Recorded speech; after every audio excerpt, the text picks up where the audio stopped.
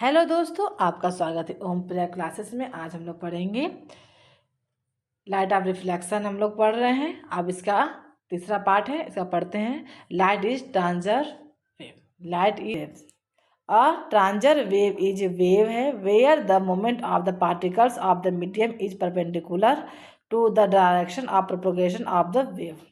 ट्रांजर wave वो wave है जिसके particles up and down move करते हैं और ऊपर मूव करते हुए आगे फॉरवर्ड की तरफ भी मूव करते हैं एक राइट एंगल पे।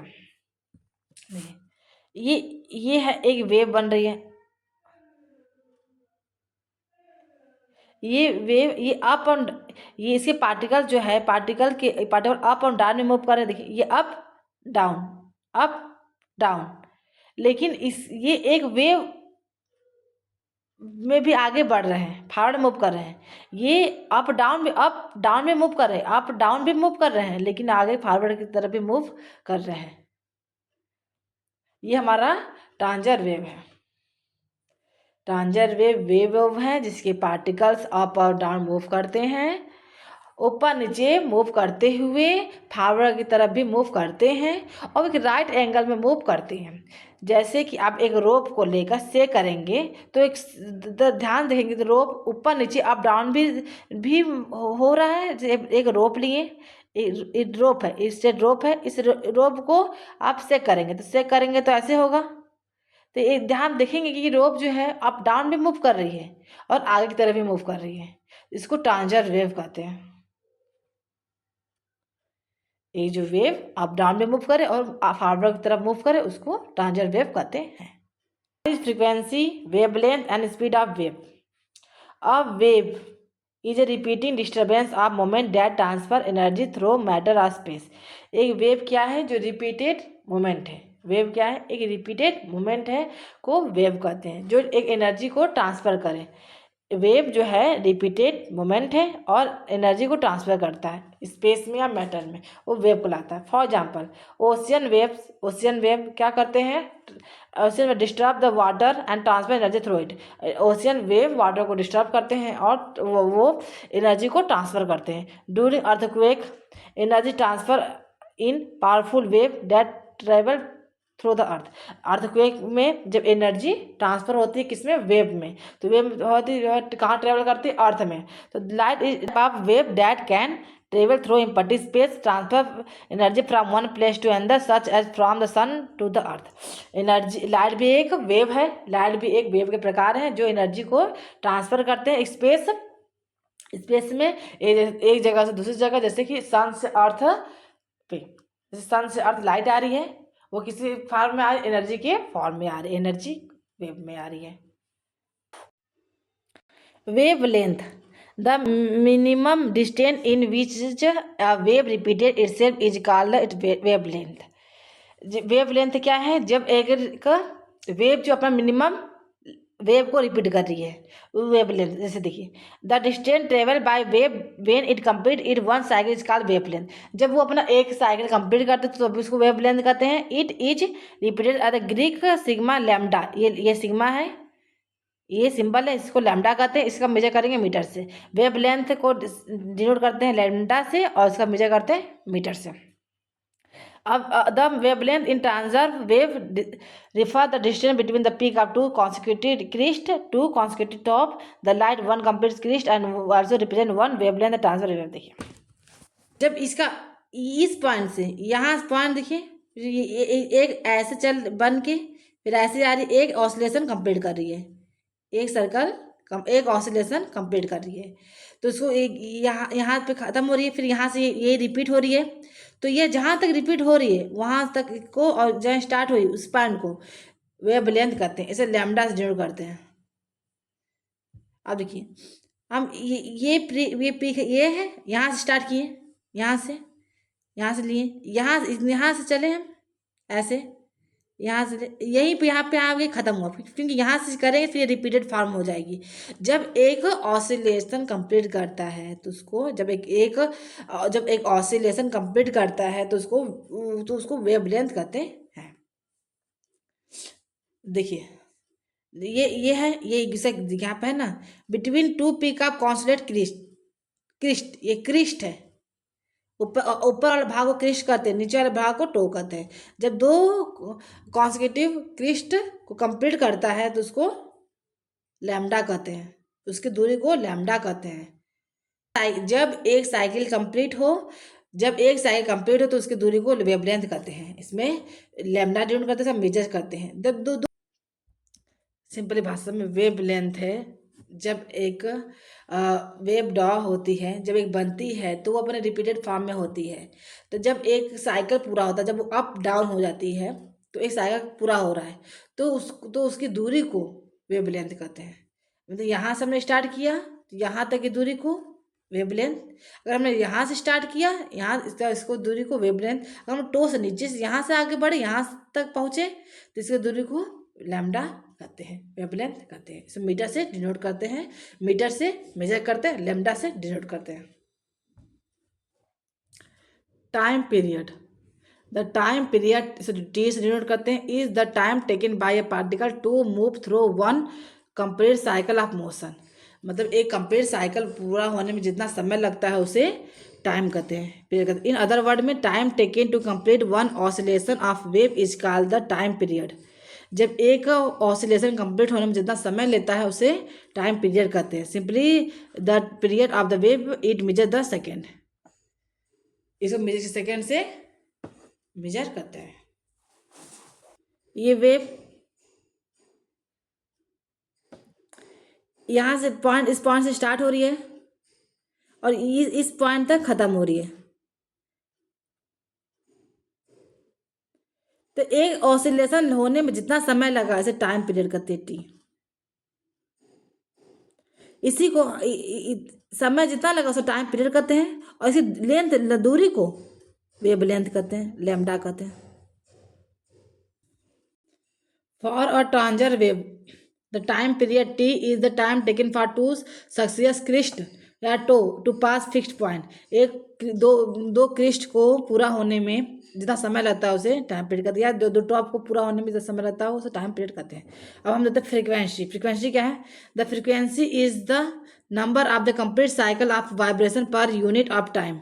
एक फ्रीक्वेंसी जो है नंबर एक साइकिल कंप्लीट होने में या वाइब्रेशन कंप्लीट होने में पर यूनिट, एक यूनिट में कितना वाइब्रेशन होता है उसको फ्रीक्वेंसी कहते हैं। It can be define as the number of oscillation per second. इसको डिफाइन कर सकते हैं कि एक ऑसिलेशन पर सेकेंड, एक सेकेंड में कितने नंबर ऑफ ऑसिलेशन है, एक सेकेंड में कितने नंबर ऑफ ऑसिलेशन है। और for transverse wave the frequency is the number of successive crest passing given in 1 second. 1 second जितने क्रिस्ट पास हो रहे हैं उसको फ्रीक्वेंसी कहते हैं। फ्रीक्वेंसी बराबर एक सेकेंड में कितने ऑसिलेशन नंबर हो रहे हैं या एक सेकेंड में कितने साइकिल कंप्लीट हो रहे हैं। फ्रीक्वेंसी बराबर 1 time period. Unit of frequency is the measure in cycle per second. Per second में कितने साइकिल मेजर कर सकता है उसको फ्रीक्वेंसी करते हैं। The term cycle is usually left off the unit is written as के पावर -1 और या 1/s। फ्रीक्वेंसी का यूनिट है हर्ट्ज। फ्रीक्वेंसी का यूनिट है हर्ट्ज। एच जेड से डिनोट करते हैं। एक हर्ट्ज बराबर 1 साइकिल अपॉन एक हर्ट्ज बराबर 1 साइकिल अपॉन सेकेंड या 1 ऑसिलेशन अपॉन सेकेंड या 1 एस पावर -1 भी देख सकते हैं। Relation between time period and frequency. Time period और फ्रीक्वेंसी में क्या रिलेशन इसको पढ़ते हैं। Frequency is the reciprocal of time period. Frequency is the reciprocal of time period. मतलब फ्रीक्वेंसी जो है वो टाइम पीरियड का रेसिप्रोकल है। मतलब फ्रीक्वेंसी बराबर 1/t। Wave speed is the distance travel by the pattern of the wave per unit time. Wave speed क्या है? 1 यूनिट टाइम में कितना ट्रेवल कर रहा है वो स्पीड है।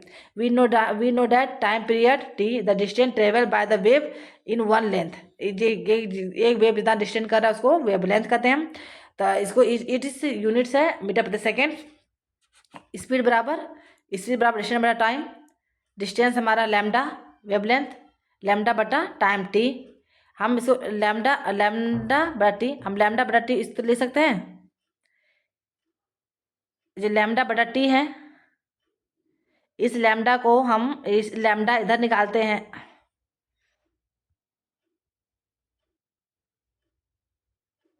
लैम्डा इधर निकाले तो 1/t लिख सकते हैं। लैम्डा बराबर लैम्डा बराबर 1/t हो सकता है। वी नो डैट जानते हैं फ्रीक्वेंसी v बराबर फ्रीक्वेंसी बराबर 1/t। तब वो ये है वो एक समीकरण, दूसरा समीकरण v 1/t यहाँ पे भी 1/t यहाँ पर है, तो फ्रीक्वेंसी 1/v बराबर 1/t। तो हम क्या करेंगे, एक और दो का यूज करते हुए v बराबर ये 1/t की जगह हम फ्रीक्वेंसी यहाँ लिख देंगे, v बराबर फ्रीक्वेंसी बटा लैम्डा, स्पीड बराबर फ्रीक्वेंसी गुणे वेवलेंथ, स्पीड बराबर फ्रीक्वेंसी गुणे वेवलेंथ। समझ में आया? What does not change during the diffraction of light? Refraction of light के समय क्या चीज चेंज नहीं होता है? The frequency of light does not change the during of light refraction. Frequency change नहीं होती है, फ्रीक्वेंसी चेंज नहीं होती है। The speed and wave length of light change during the refraction of light. Speed और वेव लेंथ चेंज होती है, लेकिन फ्रीक्वेंसी चेंज नहीं होती। जब रिफ्रैक्शन होता है तो फ्रीक्वेंसी सेम का सेम रहती है, स्पीड और वेव लेंथ चेंज होते हैं। एल्सो एम्पलीट्यूड और intensity of light decrease sliding during diffraction of light due to observe of small amount of light as a surface. क्या एम्पलीट्यूड का मतलब होता है height of the wave, wave का height कितना है, और इंटेंसिटी का मतलब होता है कि उसकी ब्राइटनेस कितनी है। जब एक लाइट जब ट्रैवल करती है तो वो कुछ उसकी वेव लेंथ, वेव की हाइट कम हो जाती है और उसकी ब्राइटनेस भी कम हो जाती है। स्पीड बराबर फ्रीक्वेंसी गुणे वेव लेंथ, वी फ्रीक्वेंसी है और लैम्डा वेव लेंथ है ऑफ द वेव का, वी यहाँ पे कांस्टेंट है। तो 10 वी स्पीड और वेव लेंथ क्या हो जाएंगे, डायरेक्टली प्रोपोर्शनल हो जाएंगे। It's mean speed of light directly proportional of length. If speed decrease wave length also decrease. जब स्पीड डिक्रीज होगी तो वेव लेंथ डिक्रीज होगी, और जब स्पीड इंक्रीज होगी तो वेव लेंथ भी इंक्रीज होगी। तो यहाँ फार्मूला है v1/v2 बराबर λ1/λ2। Refraction of light from rare to denser medium. जब लाइट का रिफ्रैक्शन होता है रेयर से डेंसर मीडियम की तरफ, when a ray of light passes from rare medium to denser medium the refraction ray bend toward the normal of the at point of incident. जब यहाँ देखिए फिगर में ये रेयर मीडियम, ये denser medium, जब rare medium से denser medium में जब रे आती है तो क्या हो जाती है, नॉर्मल की तरफ, ये नॉर्मल है, नॉर्मल की तरफ बेंड हो जाती है, नॉर्मल की तरफ बेंड हो जाती है। इंसिडेंट रिफ्रैक्टेड रे, इंसिडेंट रे जब आ रही है रेयर से डेंसर मीडियम की तरफ तो उसका रिफ्रैक्टेड रे जो है नॉर्मल की तरफ, नॉर्मल ये नॉर्मल है, नॉर्मल की तरफ बेंड हो जाती है। देखिए यहाँ पे ऐसे बेंड इसकी तरफ है ना। अब देखिए refraction of light from denser to rare medium. जब when ray of light passes from denser medium to rare medium the refracted ray bend away from the normal at the point of incident ray। तो refracted रे क्या हो जाती है, band away हो जाती है, दूर चली जाती है नॉर्मल पॉइंट से। देखिए इंसिडेंट रे आ रही है, रिफ्रैक्टेड रे है, बैंड अवे चली गई, दूर चली गई। ये डेंसर मीडियम है, रेयर मीडियम। अभी देखते हैं rare, rare to denser, denser to rare. Different दोनों में क्या डिफरेंस, दोनों में क्या क्या देखते हैं। रेयर पहला, रेयर टू डेंसर में रिफ्रैक्टेड रे bend toward the normal, refracted रे नॉर्मल तरफ बेंड हो जाता है। इसमें क्या था, रिफ्रैक्टेड रे बेंड अवे, दूर चल जाता है नॉर्मल से। दूसरा पॉइंट है फ्रीक्वेंसी अनचेंज। रेयर में डेंसर जाने फ्रीक्वेंसी अनचेंज होती है, इसमें फ्रीक्वेंसी अनचेंज, इसमें फ्रीक्वेंसी अनचेंज होती है, रहती है, फ्रीक्वेंसी चेंज नहीं होती है। इस तीसरा पॉइंट स्पीड डिक्रीज होता है। रेयर से डेंसर में जाते हैं तो उसका स्पीड डिक्रीज हो जाता है, कम हो जाता है, लेकिन जब डेंसर टू रेयर में जाते हैं तो उसका स्पीड इंक्रीज हो जाता है, उसका स्पीड बढ़ जाता है। वेवलेंथ डिक्रीज क्या जब होती है, रेयर से डेंसर में जाती है तो उसका वेवलेंथ कम हो जाता है, और जब डेंसर से रेयर में जाती है तो उसका वेवलेंथ बढ़ जाता है। Angle of incident is greater than angle of refraction. Angle of incident ray greater than angle of refraction के, और इसमें क्या angle of incident ray less than the angle of refraction. Angle of incident ray less है angle of refraction के। अगर ये आपको video अच्छा लगे तो like and subscribe. Thank you.